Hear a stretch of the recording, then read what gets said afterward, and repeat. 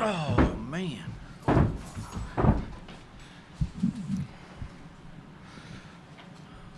I'll just start off. I'm going to give you guys some dates just for your own, so you guys know what they are.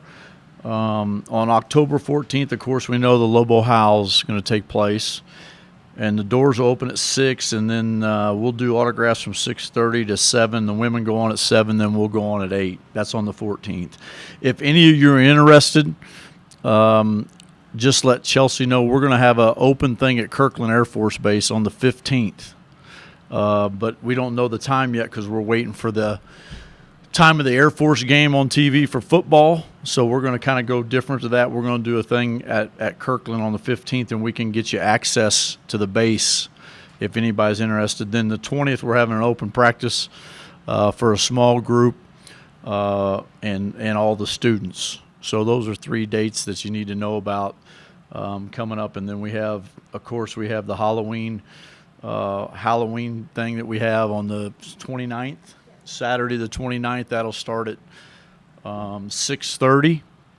We'll practice beforehand, and then we'll have that Halloween deal that night. So, it's the first practice.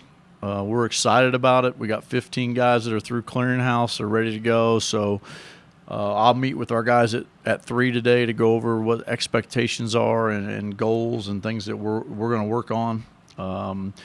I think the guys have been really, really diligent in their work this summer. I thought they did a really nice job on their own, playing pickup and spending time together. I think it helped with our depth situation to have 15 guys on campus in July. So all in all, I think they've done an outstanding job. Preseason workouts went well.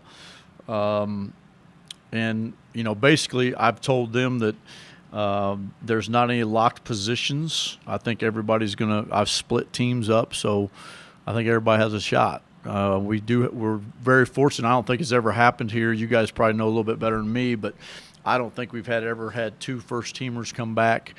The one thing that we do have to discuss and one thing that we're working on is we have to get better on the defensive end. Our last 6 games last year, we gave up 77 points a game. And then we can't turn the ball over like we have last year. I think the unique thing about our team, and looking over the years that I've been here and the teams that were really, really good, and you look at the teams the last 3 years and then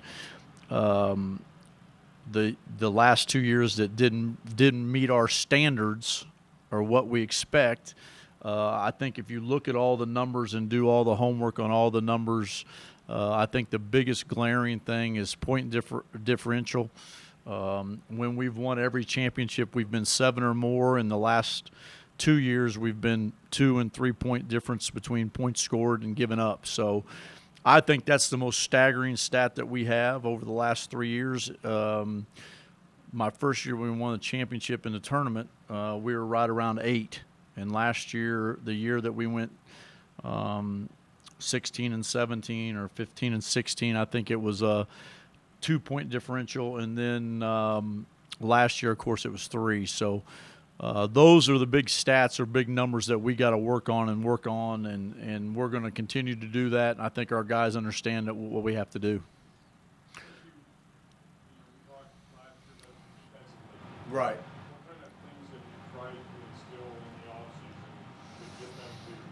Well, I think it's just they have to know. I think the biggest thing is we had where we wanted to be. I think the 2 years that we struggled and didn't reach our expectations or what our standards are, I think our point per possessions were where we wanted it. It's just our defensive point possessions, it can't be above 1. The teams that we've been really good, it's been below 1. So I've just shared to them some stats, and then we've done a lot of things in practice to change up. Went back to doing some things that we did in years past that we might not have done as much the last 2 years, but I think that's been beneficial for our guys. Non-conference schedule. Are you happy with it? Yeah, I think it's probably the toughest one we've played in. I mean, we got UTEP's back on the schedule at home, Arizona on the road. You got Virginia Tech in the Wooden Class, and I think the biggest thing about the Virginia Tech thing is we're the only game in that tournament that's going to be on national TV, ESPN, so that's good for our program. And I think all the other games will be competitive. And the unique thing is our 50th anniversary in the pit, so that's why Abilene Christian's on the schedule, because we played them our first game when the pit opened. So it'll be interesting. I think we're going to wear patches. They've come up with a patch that we're going to wear on our jerseys. So I think it's a good schedule. It'll test us early, but we have 10 players back, 3 starters back, really 4 starters back, so we only have one position that's up for grabs. But all of them, like I said, all of them are whoever's going to play well is going to play. And, I think we got good competition. I think the younger guys have really adjusted quickly, so I think we got really good, competition at all positions. Chris, how does that help the battle at point guard? How does that help use of competition and that kind of thing? Does that bring the best Well, I'll just play the best guy. I'm going to play the. Does it bring the best out of these guys? I think some of it's a little stress. I think some of them, but I think they've both done well, and I've even played Anthony Mathis a little bit there. So trying to find Anthony some minutes, and hopefully, we'll figure it out real soon. It won't take very long to find out who's going to be that 5th guy. But those other spots aren't cemented. I mean, of course, you have Tim Williams and Elijah, but I mean, other positions aren't. It's whoever's going to play well. What have you seen out of McDougal? He's good. He's good. Plays hard. He's physical. He's got to rebound a little bit out of his area better. He can score, but he gives us a physical presence that, as a third big, it helps us. And then I think Joe's come on a little bit. Joe's had a really good month of practice, and he's getting better. So, and then we also have some, we can play 4 guards. So, you might see that a lot because I think Xavier can do that. I thought we played pretty well like that. Coach, gotta ask, how's Cullen doing? And going into this year, how does it affect? Cullen doesn't play for me anymore. You have to go to the Ole Miss press conference. How does it affect you going into this season? Well, anytime you lose a team that was going to come back with a 5th starter, it's different.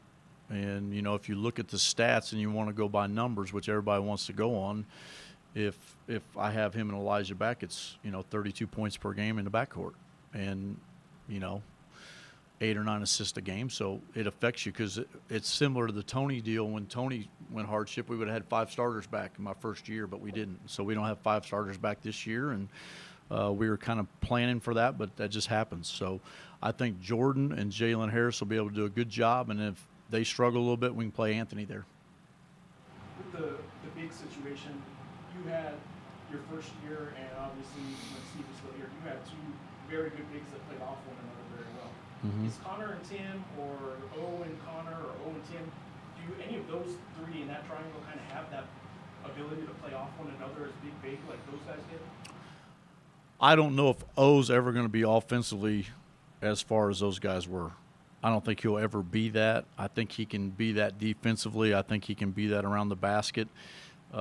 It's hard to say. O's very similar to AJ, but AJ was really, really knowledgeable of what we expected in offensive-wise. And I think Connor, when you play Connor and Tim together, they both can score it. So that's difficult for somebody to guard, and I'm sure you'll see that a lot.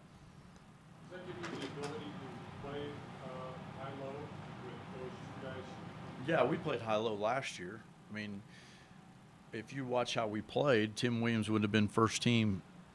That's what's weird for me. I mean, he was a first-team All-League player, but we played a lot of high-low last year. He was able to score it, but those teams are picked by numbers and how many people score instead of who the best players are. But as far as Did it last year. Yeah. Yeah, it gives you another guy that we didn't have last year. You're right. It gives us another guy we didn't have. But I think the biggest thing for Connor is going to be his athletic ability and his presence physically. And he gives you 5 fouls, and O gives you 5 fouls. And if Joe can continue to come on, then he can give you some minutes. Because if you look back, we played some big games, and Joe was in the 15-point comeback from Boise. He played the whole last 6 minutes. So I mean, he's got some good experience that if he continues to work hard and do the things that we ask him to do, he'll play and he'll do a good job. And he's had a good month. Something not necessarily UNM related, but going on around the world, and Pop talked about it recently at an NBA press conference. Tony Bennett's been talking about it. Have you had a conversation with your players about the Colin Kaepernick situation and No. you guys in the national anthem? No, Do you plan to? no. Are they allowed to do any kind of demonstration? I don't. I mean, I don't think you pigeonhole kids. I don't think I can make them. I'm not going to have a rule where, they're going. That's their own deal. I don't think. I've never been in that position. I've never grew up in that position. So that's up to each person. But I'll always stand for the national anthem. I expect them to because I got a son in the military. I respect what he's done and I respect what he's talking about. But I think honoring the flag's huge because that's one reason why we have the freedom. Coach, how has Damian Jefferson looked? Because I know he was a heck of a shooter in Right. Indiana. Is he showing that in practice? Yeah, he right can now? really shoot the ball. He really can. He's really good. He's instinctive. He's not as big as Tony was, height-wise, but he has a lot of same traits, and he works extremely hard. He's a really good defender, so that helps us. I think with Ahir and Damian and Elijah, Sam and X, I think we got really good length. We just got to get out and guard people a little bit better. Is NCAA, any of the new guys, are they still waiting clearance, or is it? We're all cleared. And what about health-wise? Is everyone going to go to start practice? We're holding Elijah out probably for about the first 6 days because he's got a hamstring, but he's fine. That's just a precautionary deal. He's had a long stretch. He hurt it at the end of the year, had a long stretch, and then he was preparing for the draft, so he didn't really have that much time off. So he tweaked it a little bit, so we're just not – he won't practice today, but he'll probably be out until the trainers clear him. He'll probably be out till then, so we don't know how long that'll be just because we don't want to gamble. The guy that averaged, you know the numbers. Yeah. What he did last year. And he did it from a position that not many people saw coming. You may have saw it coming. People around the league didn't see this transfer from Butler coming and doing what he did. He's not going to sneak up on anybody this year. Mm-hmm. Do you see him handling kind of the hunted role a little bit more? I think he'll be fine. I think once conference season started, everybody knew he was scoring at big numbers. But, you can look the last 10 years, everybody that's played that position or anybody that played in the backcourt, they always had great numbers. We can go down J.R. Giddens, Tony Snell, Kendall Williams. They're put in that position to be successful, and then they have to play. So, they've done a great job. He's done a great job, and I don't think he'll see anything that he hadn't seen once conference play starts. Or this year will start earlier because it'll be the season. Is he handling his, evolution from one year to the next, going into his second year of playing? Is he handling that well? Are you getting it out of him off the court what you want? Yeah. The leadership maybe. Yeah, he's been terrific. All our guys have. Sam, Tim, X, those guys got to step up because they're veteran guys now. But Elijah's done everything I've asked him to do. Do you have anybody in Darrington surprised everybody in the conference? They didn't know who he was. And then he tore it up. Who didn't know who he was? Well, the other coaches. Well, they recruited him, so they had to know who he was. Well, but I'm telling you, I talked to some of them. Yep. At the time, We won't have anybody like Darrington Hobson. I don't think there'll be I think it'll be really hard for somebody to come in and be newcomer of the year and player of the year. I don't think it's ever been done. I don't know it's been 18 years, and I don't think it's hard to do. He was a special kid, but you got to realize that team went 30-5. I'm just saying, if you haven't really No. surprise anybody this year. We'll have some people surprised, but not like Darrington Hobson. Anything else? All right. Thanks.